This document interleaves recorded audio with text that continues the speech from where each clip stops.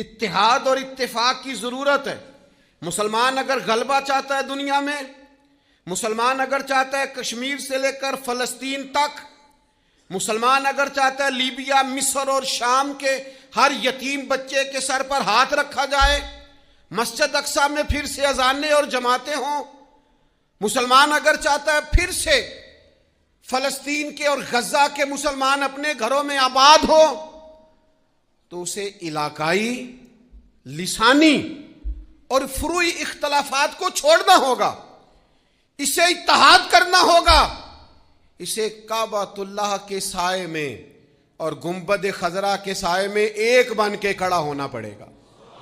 اسے اتحاد کرنا ہوگا۔ اختلاف ہو جاتا ہے، حضرت امیر معاویہ رضی اللہ تعالیٰ عنہ اور مولا علی شیر خدا